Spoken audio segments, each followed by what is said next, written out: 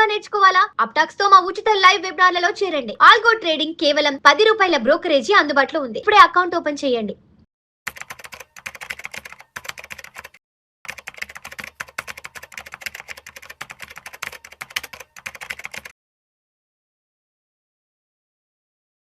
నమస్తే, welcome to Suman TV. నేను విష్ణు. ప్రస్తుతం నాతో పాటు amphi registered mutual fund distributor Madhavi Reddy గారు ఉన్నారు. మేడం గారితో మాట్లాడదాం. మాధవిరెడ్డి గారు నమస్తే అండి. నమస్తే అండి. Welcome to weekend market outlook analysis. ఒక్కసారి ఇవాళ మార్కెట్ క్లోజింగ్ ఎక్కడో చూద్దాము. జూన్ 5వ తారీఖు, ఇవాళ శుక్రవారం, వీకెండ్ ఫ్రైడే. సెన్సెక్స్ విషయానికి వస్తే 116 పాయింట్ల నష్టంతో 74,243 వద్ద క్లోజ్ అయింది. నిఫ్టీ విషయానికి వస్తే 49 పాయింట్ల నష్టంతో 23,366 వద్ద క్లోజ్ అయింది. నిఫ్టీ బ్యాంక్ విషయానికి వస్తే 188 పాయింట్ల లాభంతో 54,496 వద్ద క్లోజ్ అయింది. సో యాక్చువల్గా ఏమనుకున్నారంటే నిన్న ఏమనుకున్నారంటే ఇన్వెస్టర్స్ అందరూ కూడా శుక్రవారం వీకెండ్ నాటికి మార్కెట్లు చాలా పాజిటివ్ గా క్లోజ్ అవుతాయి, ఏదైనా ఒక మంచి బుల్ ర్యాలీ అనేది స్టార్ట్ అవుతుంది, మార్కెట్లకి మంచి రోజులు వస్తాయని జూన్ 4 గురువారం నాడు అందరూ అనుకున్నారు. ఎందుకంటే గురువారం రోజు ఎఫ్ఐఎల్ కి సంబంధించిన ఇన్ఫ్లోస్ పెంచడానికి సెంట్రల్ గవర్నమెంట్ చర్యలు తీసుకుంటోంది. అదేవిధంగా ఆర్బీఐకి సంబంధించిన మానిటరీ పాలసీ కూడా ఉండబోతుందంటూ కూడా మార్కెట్లు కొంత పాజిటివ్ న్యూస్ ఉన్నాయి. కాబట్టి శుక్రవారానికి మార్కెట్లు బాగుంటాయి అని అందరూ అనుకున్నారు. అంటే ఇక్కడ ఒక కామన్ మ్యాన్ ఏం ఆలోచించాడంటే, RBI has done almost everything market wanted, so why is the Nifty flat? ఎందుకంటారు అంటే ఆర్బీఐ మానిటరింగ్ పాలసీకి సంబంధించి ఎటువంటి చేంజెస్ జరగలేదు, అది యథాతథంగా ఉంచారు.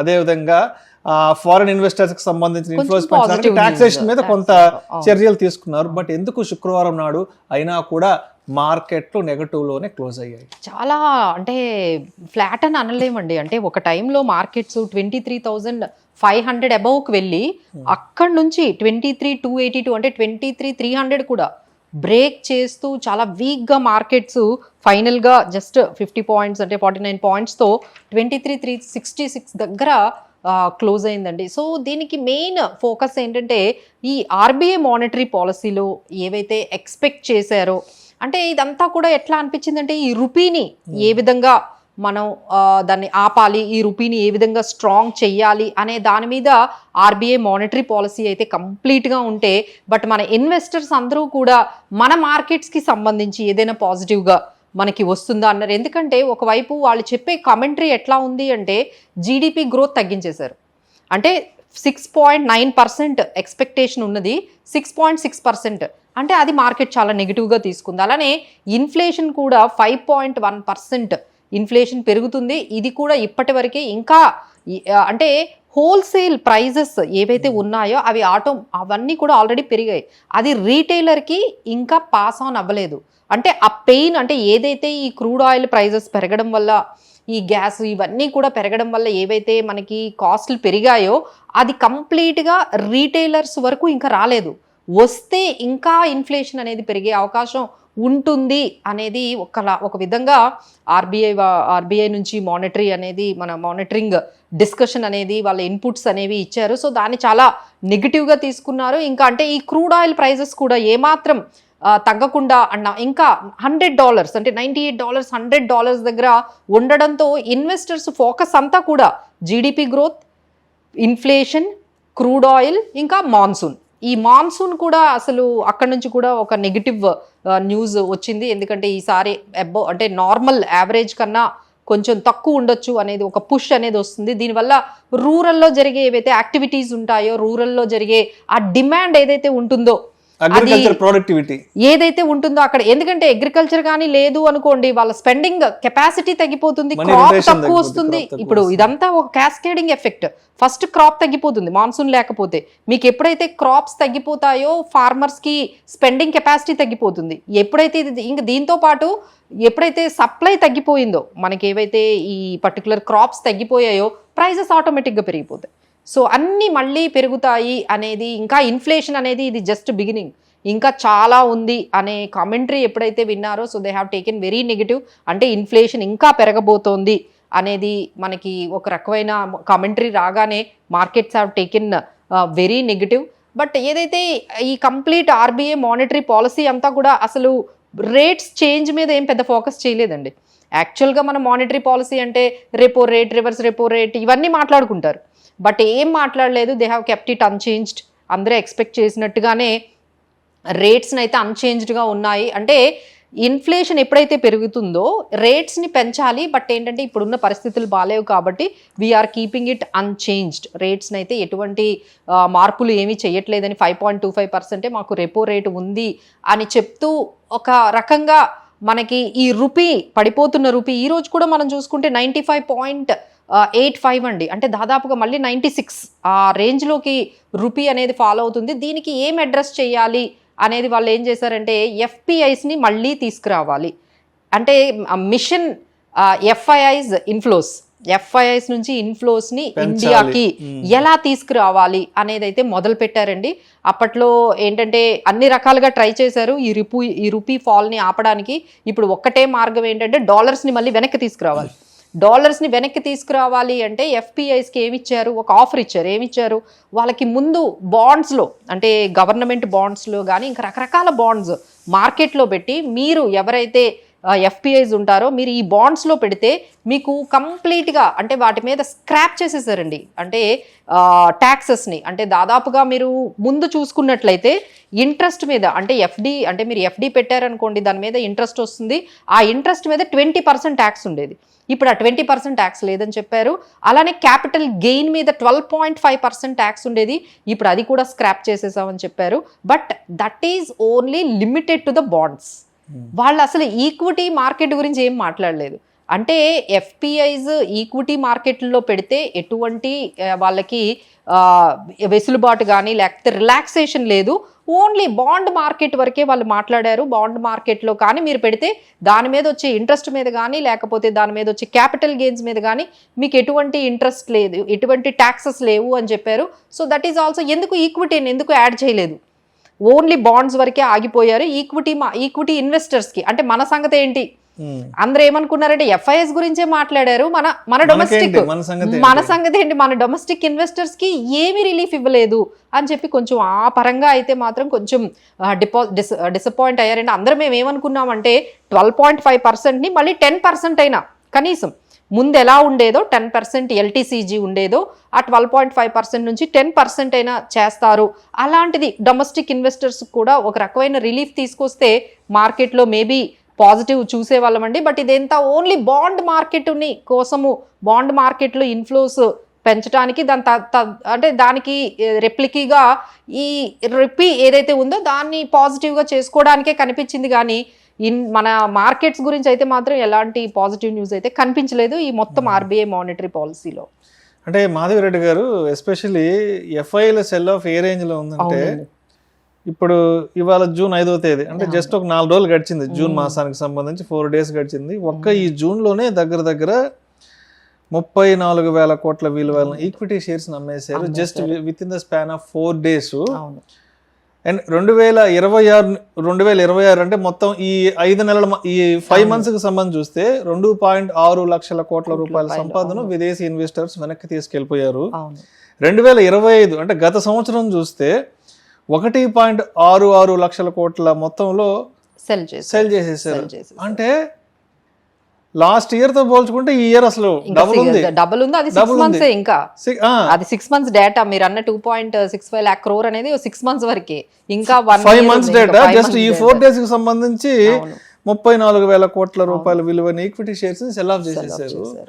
అంటే ఇంకా ఏం జరగాలి, ఇంకా ఏం ఇవ్వాలి అసలు? అంటే దిస్ ఈస్ జస్ట్ స్టార్టింగ్ అనే అనుకుంటున్నానండి. ఇప్పుడు వాళ్ళు మిషన్ అట్రాక్టింగ్ ఎఫ్ఐఐస్ ఇన్వెస్ట్మెంట్స్, ఎఫ్ఐఐస్ని ఎలా అయినా మార్కెట్ల వైపు ఇండియన్ ఇన్వెస్ట్మెంట్స్ వైపు అట్రాక్ట్ చేయడానికి కొన్ని చర్యలు మొదలుపెట్టారు. అది ఈరోజు ఆర్బీఐ మన సెంట్రల్ గవర్నమెంట్ ఇద్దరూ కలిపి ఒక ఆర్డినెన్స్ని తీసుకొని వచ్చి ఇమ్మీడియట్గా April 1 నుంచి ఎఫెక్టివ్గా చేసేసారు దీన్ని. సో ఇమ్మీడియట్ అంటే ఇప్పుడు ఆర్డినెన్స్ నైట్కే తీసుకొచ్చి మొత్తము చేంజ్ అనేది తీసుకొచ్చేసారు. సో అదేంటంటే బాండ్ మార్కెట్స్తో స్టార్ట్ చేశారు. మేబీ వీఆర్ ఎక్స్పెక్టింగ్ ఇంకా ఈ విధంగానే సెల్ ఆఫ్ కానీ కంటిన్యూటీ ఉంటే మేబీ ఈక్విటీ మార్కెట్లో కూడా ఇన్వెస్ట్ చేసే ఎఫ్పిఐస్ కానీ ఎఫ్ఐఐస్ కానీ వాళ్ళకు కూడా కొంచెం రిలీఫ్ అనేది ఇస్తే maybe they might come back.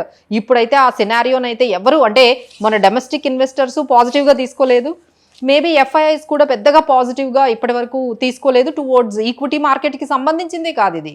ఇదంతా కూడా రూపీని స్ట్రాంగ్ చేసుకోవడానికి, డాలర్స్ ని తెచ్చుకోవడానికి బాండ్స్ వరకే డెట్ మార్కెట్ వరకే వాళ్ళకి రిలాక్సేషన్ వచ్చింది. బట్ ఈక్విటీ మార్కెట్కి ఎటువంటి రిలాక్సేషన్ రాలేదు. So we have to wait and watch. Maybe ఫర్దర్గా మేబీ ఈక్విటీ మీద కూడా ఏమైనా ఇలాంటి ఆర్డినెన్స్ ఏమైనా తీసుకొస్తారేమో మనం ఫర్దర్గా చూడాలి. అలానే యుఎస్ ఇరాన్ మధ్య ఎటువంటి ఒప్పందాలు నెగోషియేషన్స్ ఒకవైపు ఇంకా అది కంప్లీట్ అవ్వలేదు. అక్కడ కూడా హార్మోజ్ ఏవైతే కన్స్ట్రైన్స్ ఉన్నాయో అవి అలానే సప్లై చైన్ ఏదైతే ఉందో అది ఇంకా డిస్టర్బ్గానే ఉంది. అలానే డాలర్ అంటే మనకి క్రూడ్ ఆయిల్ కూడా $90 అయితే రావడం లేదు. అది మళ్ళీ వస్తుంది ఇమీడియట్గా $100 వైపు వెళ్ళిపోతుంది. సో అది కూడా బిగ్గెస్ట్ కన్సర్న్. ఇంకా నేను మేజర్గా చెప్పిన పాయింట్ ఏంటంటే హోల్సేల్ ప్రైజెస్ అన్నీ కూడా పెరిగాయి. అది రీటైలర్స్ వరకు నెక్స్ట్ మంత్ నుంచి మీరు చూస్తారు కదా, మీ బడ్జెట్ ఎక్కడికి వెళ్ళినా 20% మీరు అప్ సైడ్ చూస్తారు. మీరు ఎటువంటి పర్చేస్ చేసినా ఎటువంటి సర్వీస్ చేసినా అది ఏది కొన్నా ఇప్పటి వరకు హోల్సేల్ వరకే ఉంది, అది రీటైల్ వరకు రాలేదు. మీకు ఆ రీటైల్ ప్రైజెస్ కి రావడానికి ఇంకొక 1 month లో మీకు వచ్చేస్తుంది. సో దానివల్ల మనకి వెయిట్ అండ్ వాచ్ ఇన్వెస్టర్స్ ఏంటంటే ఇంకా పెయిన్ చాలా ఉంది అని చెప్పి this have taken very negative.